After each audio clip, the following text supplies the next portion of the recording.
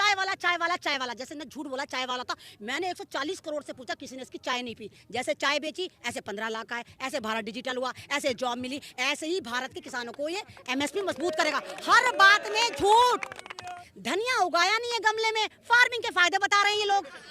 तो मोदी जी की बात पे यकीन मत करिए। जैसे बुलेट ट्रेन आ रही थी, बुलेट ट्रेन आ रही थी, हमारी ट्रेनें भी हमारे हाथ से छीन ली, सारी अंबानी को दे दी। अगर मोदी ने ये वाली बात बोला कि एमएसपी रहेगी, तो उसका मतलब है 1% भी नहीं रहेगी। बिल्कुल यकीन मत करो, क्योंकि बर्बाद कर देगा भारत को ये। इन्होंने कहा कि सबका सर्वनाश, सबके साथ सबका सर्वनाश, ये कहा इन्होंने। बहुत जबरदस्त काम करा इसने सन 2014 के बाद मॉब लिंचिंग की इजाद करी, जो आज से पहले भारत में होती ही नहीं थी।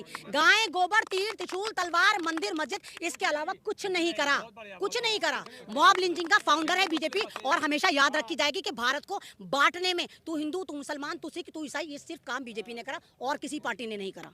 मोदी जी, जब तुम वहां पर जाकर अब की बार ट्रम्प सरकार कहकर आते हो, तुमने सोचा था वो अमेरिका का आंतरिक मामला था, है ना? अगर रिहाना ने कहा तो तुम्हें लेबर पेन हो गए। जब तुम कहकर आए थे अब की बार ट्रम्प सरकार, तुमने भारत की ऐसी की तैसी मरवा दी।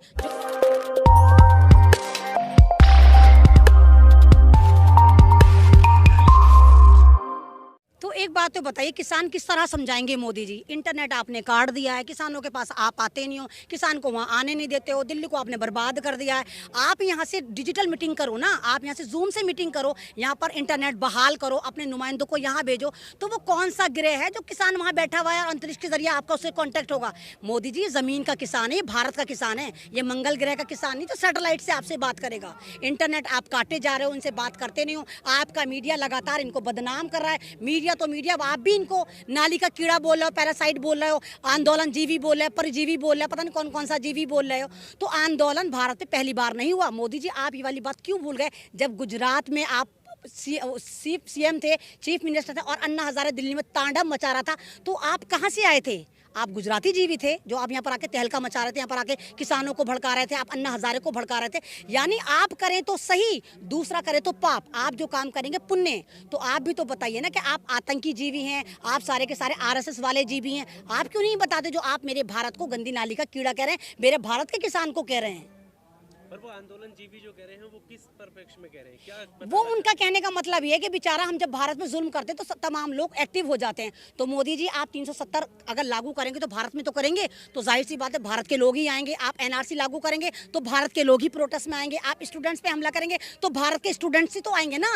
जो भी होगा, जो भी किसी पे अटैक करेंगे तो ये भारत के लोग हैं, यही तो जाएंगे उस प्रोटेस्ट में। ये कोई नागपुर की नाजायज औलादे थोड़ी है, ये नारंगी जीवी थोड़ी है जो नागपुर से आएंगे, ये भारत के लोग हैं। तो आप इनको कह रहे हैं कि आंदोलन जीवी हैं, तो आपके कहने से क्या हुआ? पूरी दुनिया ने आपका मजाक उड़ाया, पूरी दुनिया ने कहा देखो ये भारत का प्रधानमंत्री है। मीडिया तो दूर की बात है, प्रधानमंत्री अपने आगे किसानों को नाली का कीड़ा बोल रहा है। तो मोदी जी ने अगले दिन दूसरा ड्रामा करा, उन्होंने घड़ियाल के आंसू बहाने शुरू कर दिए कि कुछ आप बढ़ो, कुछ हम बढ़ेंगे। तो किन लोगों से वार्ता करेंगे जब आप इनको किसान मानने को तैयार नहीं है? आप इन्हें गंदी नाली का कीड़ा कह रहे हैं, आंदोलन जीवी कह रहे हैं। तो फिर मोदी जी कौन लोग हैं वो जिनसे आप वार्ता करना चाहते हैं? पहले वाली बात आप क्लियर करिए, क्योंकि पूछता है भारत और पूछता है अन्नदाता के मोदी जी उन लोगों की लिस्ट दीजिए जिनसे आप बात करना चाहते हैं। पर मैम, जैसे आपने कहा यहाँ पर बात भी होती है कि किसानों ने इसकी मांग नहीं की थी, क्यों लेकर आए? तो प्रधानमंत्री मोदी जी यही बात कह रहे थे कि और भी बहुत से कानून हैं जिनकी मांग नहीं की जाती है। तो वो भविष्य को देखते हुए और जो हित है उसको देखते हुए कानून लाए जाते हैं। इसका मतलब ये थोड़ी हर कानून का ही आप विरोध नहीं। मोदी जी ने जैसे कह रहे जहेज का लेकर आए, तो मोदी जी जहेज तो जब देगा ना बंदा, जब बेटी बचेगी, बेटी शादी तक तो जब भी पहुंचेगी ना, तब बेटी को आप छोड़ोगे। तो आपके हुकूमत में तो बेटियां सेफ नहीं है, बुढ़ियां सेफ नहीं है, 55 साल की 95 साल की औरत सेफ नहीं है। तो किन लोगों की जहेज प्रथा खत्म करी जब आप बेटी को छोड़ ही नहीं रहे? और कब कहा किसान ने कि बिल बनाओ? किसान तो कह रहा है एमएसपी मजबूत कर दिए, मंडियां मजबूत करिए। आप हर काम उल्टा क्यों करते हो? आपसे कहो रात तो आप कहते नहीं दिन है, दिन है, दिन है। तो इस तरह नहीं होगा। आप भारत के प्रधानमंत्री, हिटलर नहीं है आप। इसको ऑप्शनल बता रहे हैं ना वो। तो आप क्यों? जब किसान कह रहा है कि उसको यार बिल नहीं चाहिए, वो कह रहा है बिल वापसी, तो घर वापसी, बात ही खत्म हो गई। अगर ये किसान नहीं समझ पा रहा ये बिल उसके नुकसान में, तो मोदी जी हाथ जोड़कर बोलता है किसान, उसको उसका नुकसान लौटा दिए। दिक्कत कहाँ आ रही है जब किसान कह रहा है हमें ये वाला फायदा चाहिए ही नहीं। नहीं, ऑप्शनल चैनल में ये भी है ना, अगर आपको दिक्कत है ठीक है, आपको परेशानी है, आप उसको मत अपनाइए, बाकी चीजें तो सुचारू वैसी ही है ना। एमएसपी वो कह रहे हैं ना खत्म होगी, ना हुई है, ना आगे होगी। आपके अकाउंट में 15 लाख है, मैंने नहीं बोला, मोदी जी ने बोला। आपको जॉब मिली, अगर आपको जॉब मिली होती तो आप सड़कों पर टक्करे ना मार रहे हो, तो आप मीडिया जीवी बन गए। आप मीडिया जीवी ना होते, आप भी स्टूडियो में चिल्लम चिल्ली मचा रहे होते, जैसे सारा गोदी मीडिया मचा रहा होता। यानी आप भी बेरोजगार हैं, आप मीडिया जीवी कैसे बने, है ना। तो भारत डिजिटल कैसे हुआ? भारत तो मोदी जी की बात पे यकीन मत करिए। जैसे बुलेट ट्रेन आ रही थी, बुलेट ट्रेन आ रही थी, हमारी ट्रेनें भी हमारे हाथ से छीन ली, सारी अंबानी को दे दी, है ना। तो मोदी जी का जो बात हो ना, उसको सोचो। अगर मोदी ने ये वाली बात बोला कि एमएसपी रहेगी, तो उसका मतलब है 1% भी नहीं रहेगी। बिल्कुल यकीन मत करो, क्योंकि बर्बाद कर देगा भारत को ये। मैम यही तो वजह है ना, अब आप हर चीज का विरोध तभी कहते हैं ना कि ये लोग जो हैं वो मोदी विरोधी हैं। आप कोई भी कानून लाओ, उस पर विरोध करना शुरू कर देते हैं। कोई बात बोलेंगे प्रधानमंत्री, उसका विरोध करना शुरू कर देते हैं।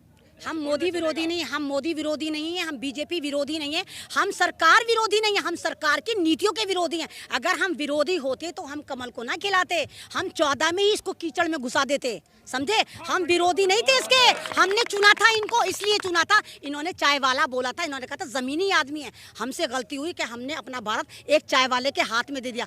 चाय वाला चाय वाला चाय वाला, जैसे ने झूठ बोला चाय वाला था। मैंने 140 करोड़ से पूछा, किसी ने इसकी चाय नहीं पी। जैसे चाय बेची, ऐसे 15 लाख आए, ऐसे भारत डिजिटल हुआ, ऐसे जॉब मिली। ऐसे ही भारत के किसानों को ये एमएसपी मजबूत करेगा। हर बात में झूठ, हर बात में झूठ, और अभी भी खालिस्तानी नाली का कीड़ा। तो फिर मोदी जी, जब आप इनको इतना बदनाम कर रहे हो, तो किन से बात करना चाहते हो फिर, ये तो बताओ। और किस तरीके से करना चाहते हो, कौन सा तरीका है वो?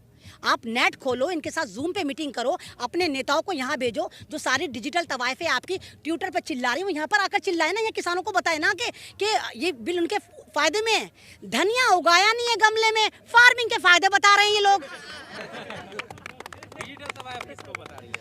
मैं डिजिटल तवाइफ जिसको बता रही हूँ बहुत अच्छी तरह समझ गई होगी, सुन नहीं होगी। कंगना रनौत, डिजिटल तवाइफ ऑफ द इंडिया, हिंदुस्तान की सबसे बड़ी तवाइफ, जिसने मेरे भारत की ऐसी की तैसी मारी। कभी वो महाराष्ट्र को पाकिस्तान बताती है, कभी वो इन किसानों को देशद्रोही बताती है, कभी इन किसानों को खालिस्तानी बताती है। तू होती कौन है? तेरा काम है मुजरा करना, तो मुजरा कर, और हमारा काम है तेरा टिकट लेके तुझे देखना, और हम देखते हैं तुझे। ठीक है, बाकी जो लोग हैं, जैसे आपको विपक्ष में खड़े रहना, यानी आप विरोध कर रही हैं इसका।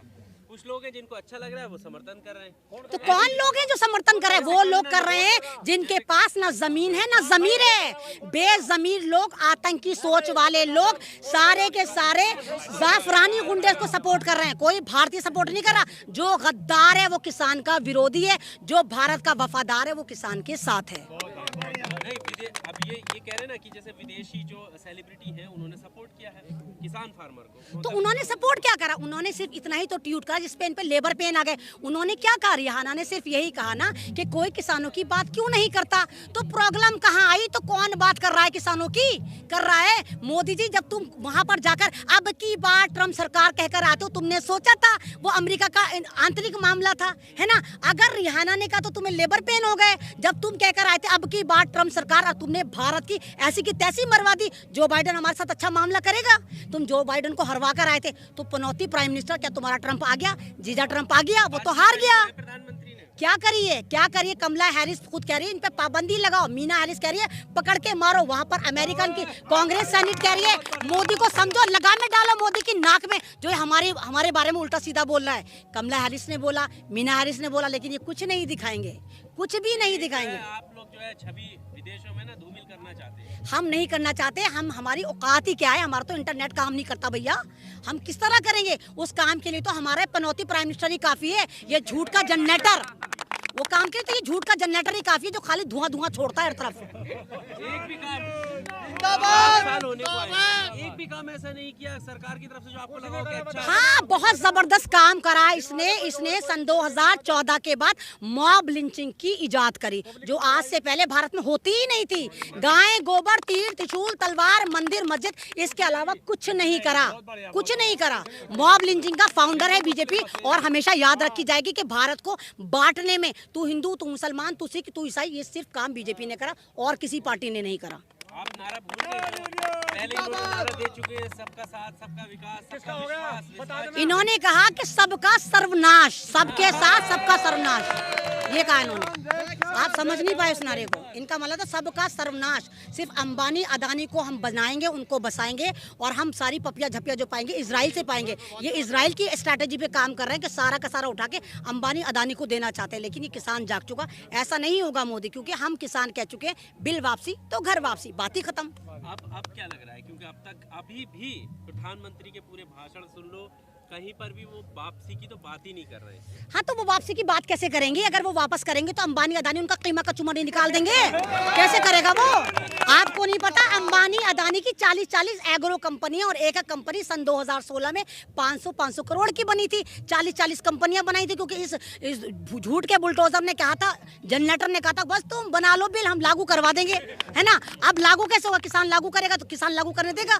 यहाँ तो किसान नहीं छोड़ेगा, वहाँ पे अंबानी नहीं छोड़ेगा। तो मोदी जी तो पिसने वाले हैं, पिसने वाले हैं। वो तो जमूरे बन गए, जिधर देखें उधर ही मजाक उड़ रहा है उनका। हल कैसे निकलेगा? फिर आप भी नहीं हटोगे और वो भी नहीं हटेंगे। नहीं तो हम देखेंगे ना। देखिए जरा किसमें कितना है दम, जम कर रखना कदम। क्योंकि मोदी जी इस बार तुमने रॉन्ग नंबर डायल करा है, तुमने अन्नदाता का नंबर डायल करा है। आप क्या चाहते हैं? ये अपनी जमीन दे दें? आप क्या चाहते हैं? भूखे मर जाएं। जिनके पास 3 बीघे 4 बीघे है वो कॉन्ट्रैक्ट फार्मिंग करेंगे।